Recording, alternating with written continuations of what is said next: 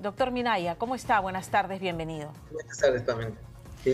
Bien, mire, creo que es muy importante lo que se está preguntando.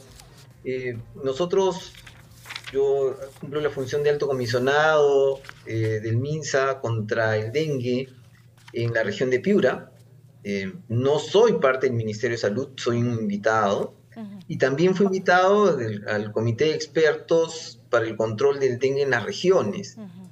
Ah, Creo que infortunadamente la decisión de suspender las actividades, además con las que concuerdo del comité de expertos, se han interpretado mal, no se han explicado apropiadamente por el Ministerio de Salud. Ujú. Y valga la oportunidad para poder precisarla, ¿no? Las estrategias que se han seguido, las que nosotros mismos recomendamos para el Perdón, a MINSA. ver, perdóname que le interrumpa Sí, para sí, entender eso primero que nos ha dicho. ¿Usted sí. es de la opinión de que la desactivación de este grupo de trabajo es una equivocación? No, no, no. Lo que yo digo es que está bien que se haya Ajá, desactivado, ¿ya? pero que a su vez asumamos las recomendaciones que el comité de expertos dio. Ok. Preciso, ¿por qué? Porque las recomendaciones están orientadas no solamente al momento actual, que es el control de la epidemia, sino en propuestas de mediano y largo plazo, tienen que ver con acciones de política pública, tienen que ver con acciones sostenibles para la lucha contra el dengue y en general contra el Aedes aegypti, mientras que la figura del alto comisionado es la de un facilitador, la de un experto que está en el campo, no en la discusión, sino en el campo, Ujú. articulando la tarea que solemos hacer los epidemiólogos de campo para poder conducir intervenciones, hacer que con los recursos que tengamos la hagamos efectiva y logremos controlar una situación de epidemia. Ujú. Hoy estamos en epidemia y esa es la situación. Entonces, lo que yo explicaba, lo que intento explicar en Ujú. esto, es que la estrategia planteada para orientar y mejorar la eficacia en las acciones contra el dengue consistió en, por un lado, la convocatoria de expertos nacionales, la de misiones de cooperación internacional en la que han acudido expertos de la Organización Panamericana de la Salud y del Centro de Control de Enfermedades de los Estados Unidos, y la convocatoria de especialistas que contribuyan directamente en la conducción de las acciones de control en el campo, como estamos hoy. Ese es mi caso y la de otros 5 altos comisionados que nos encontramos trabajando directamente con los gobiernos regionales y los gobiernos locales. Ujú.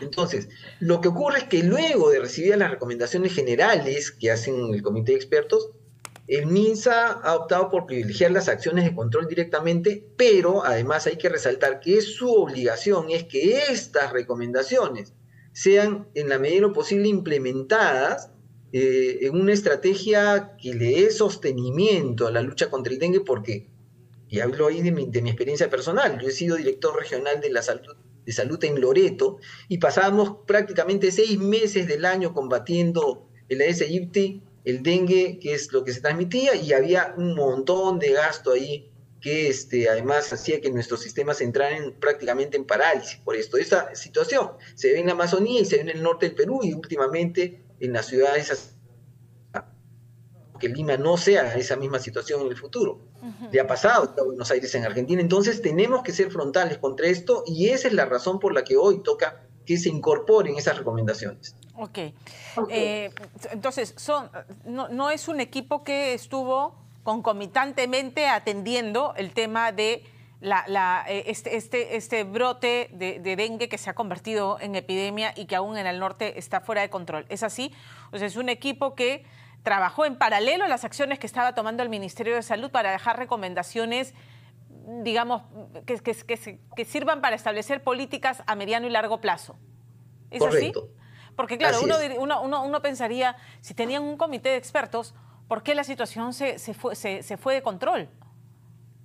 Claro, lo que pasa es que el comité de expertos Ujú. discutió, yo lo digo claramente, nuestra Ajá. agenda era muy específica. Ujú. Discutíamos, por ejemplo, sobre la situación de la vigilancia de entomológica o la de la EDES, para saber dónde estaba y cómo es que estaba desarrollándose. Ya hace algunos años atrás hemos perdido ese sistema de vigilancia, no está siendo tan bueno como quisiéramos, Ujú. eh, pero estamos hablando de los 2, 3 últimos años que esto se ha desactivado, ¿no? Entonces, o más que se activó, se ha ido extinguiendo el sistema porque no ha tenido sostenibilidad. Luego estábamos hablando de nuevas tecnologías para el control vectorial, pero estamos hablando de cosas realmente nuevas y poderosas, como por ejemplo utilizar intervenciones con control biológico, con la bacteria Wolbachia, que infecta al mosquito y que impide su reproducción. Ya. O sea, ¿Y estas nuevas tecnologías no se están utilizando en el Perú? No se están utilizando, o como la vacuna que recientemente salió hace 5 meses atrás, está aprobada en algunos países y a nosotros nos toca también incorporarla. Es decir, hay varios elementos de eso, pero ninguno de ellos podía utilizarse para enfrentar la epidemia hoy. ¿Por qué? Y hoy es el tiempo, porque todos toman mucho tiempo poder implementarlas, ¿no? Entre otras, hemos discutido también sobre el sistema de abastecimiento de agua, etcétera. Y usted entenderá que estas cosas son muy interesantes, muy importantes, hay que incorporarlas, pero hoy es un tiempo de controlar la epidemia. Ahora, el tema de la vigilancia, porque yo recuerdo años en los que se aplaudía la efectiva acción de control del dengue, porque se había hecho los trabajos de fumigación, se había hecho los trabajos de, no sé cómo es el término en plural, cuando los equipos entran y hacen el abate, Sí. Es correcto. Correcto, ok. Entonces, pero y de pronto, digamos, en la temporada de lluvias es fácil adivinar porque el agua se empoza y el calor que iba a haber dengue, como todos los años. Pero además cuando se había anunciado que venía este fenómeno Yaku y que iba a potenciar esta situación, entonces nuevamente, yo digo, los científicos, los médicos que asesoran al Ministerio de Salud, no era posible prever estos escenarios y tomar acciones antes y durante para mitigar lo que era altamente probable que iba a ocurrir. Sí y no. ¿Por qué le digo esto?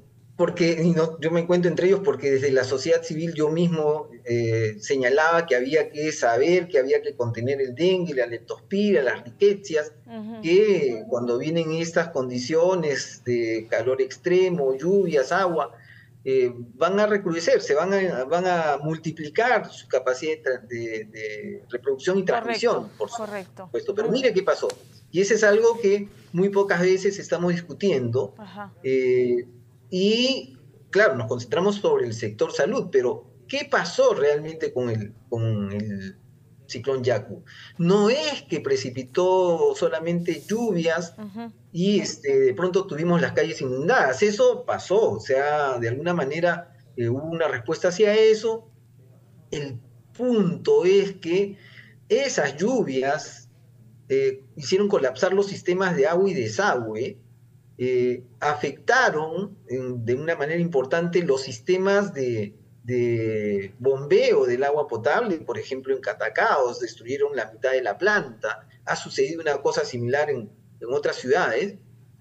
Ese nivel de afectación era muy poco predecible y eso obligó a que la mayor parte de la población reciba muy pocas horas de abastecimiento de agua potable. Por consecuencia, se ven obligados no a esa no pequeña, pero importante proporción de población que carecía corrientemente del agua, sino que casi toda la ciudad tuvo que poner a juntar agua en tachos, bidones, etc. Entonces se multiplicaron tremendamente los criaderos potenciales de la SIT. Eso no podía predecirse y es lo que en realidad después de algunas semanas del ciclón, disparó totalmente la curva de, primero, reproducción del mosquito y segundo, obviamente, de la transmisión de casos.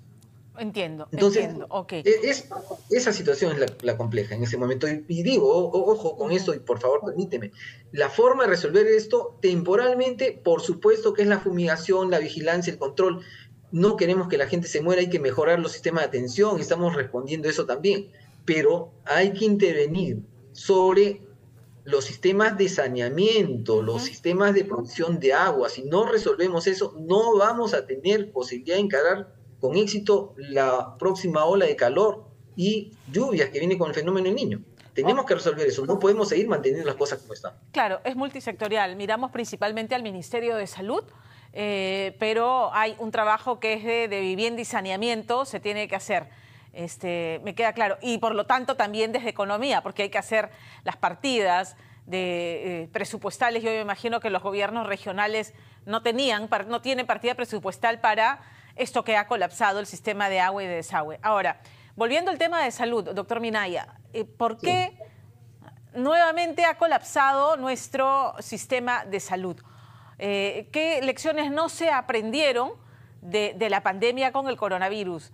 Hoy nos quejamos de falta de personal médico, es lo que me decía la semana pasada una doctora, directora de un hospital en Piura, que me decía, en la Videnita de Piura, el que no se hace triaje a los pacientes, el que hace digamos, el quien decide quién sí puede pasar y quedarse en la Videnita o empezar los trámites para quedarse en la Videnita y quién no, es el vigilante. No, tú no, tú sí. O sea, ese filtro, ese primer tamizaje lo hacía el vigilante. Cuando debiera ser una enfermera. Nos faltan intensivistas, nos faltan enfermeras, nos faltan técnicos, nos faltan médicos. Entonces uno se pregunta, ¿por qué se decidió prescindir de los especialistas, los médicos, las enfermeras que se contrataron para la pandemia del coronavirus? Bueno, probablemente eso haya sucedido, no lo sé en realidad. Lo que sí puedo decirle es que con la intervención que estamos propiciando, hemos generado 14 otros puntos igual que la Videnita. Hablamos de la Videnita, pero en realidad estamos hablando de unidades de vigilancia clínica. Son 14 unidades con 256 camas, son áreas de hospitalización. Allí no se hace triaje. El triaje se hace en las urgencias y se deriva. Eso es una zona de hospitalización, no puede estar abierto al público, no tiene un sistema de triaje, ahí se deriva. Los que derivan son los médicos.